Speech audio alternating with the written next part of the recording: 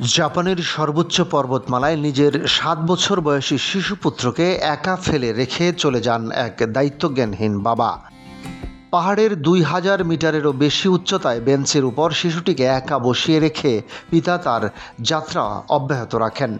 ঘন কুয়াশা এবং বৃষ্টি ভেজা বৈরী আবহাওয়ার মধ্যে অবুঝ শিশুটির হাতে দেওয়া হয়েছিল সামান্য পানীয় ও হালকা খাবার।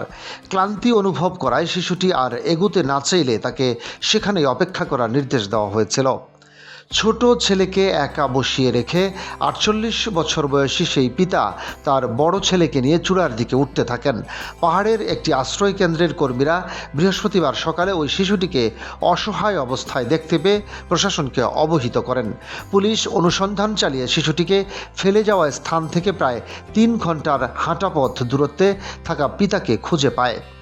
আশ্রয় কেন্দ্র থেকে পুলিশ কর্মকর্তা উদ্ধারকারীরা এসে শিশুটিকে উদ্ধার করেন এবং তার বাবার সাথে যোগাযোগ করেন। পর্বতের উঁচুতে বড় ছেলেকে নিয়ে চলে যাওয়া সেই ব্যক্তি পরে নিচে ফিরে এসে ছোট ছেলের সাথে পুনরায় মিলিত হন। ছেলের প্রতি এমন চরম অবহেলা ও দায়িত্বজ্ঞানহীন আচরণের জন্য উপস্থিত কর্মকর্তারা সেই পিতাকে তীব্র ভর্ৎসনা করেন। নিজের এই অনাকাঙ্ক্ষিত ও চরম ভুল আচরণের জন্য পরবর্তীতে ওই ব্যক্তি উদ্ধারকারী ও কর্মকর্তাদের কাছে ক্ষমা প্রার্থনা করেন। পরিবারটি পাহাড়ি পথের নির্দিষ্ট একটি সাধারণ রুট ধরে উপরের দিকে ওঠার জন্য নিজেদের যাত্রা শুরু করেছিল। সংশ্লিষ্ট এলাকার অভিজ্ঞ পাহাড়ি পথ প্রদর্শকদের মতে ওই স্থান থেকে মূল চূড়ায় পৌঁছাতে প্রায় ৫ ঘন্টা সময় লাগে। একই সাথে পর্বত চূড়া থেকে আবার সমতলের দিকে নেমে আসতে সাধারণ পথচারীদের আরও প্রায় ৩ ঘন্টা সময় লেগে যায়।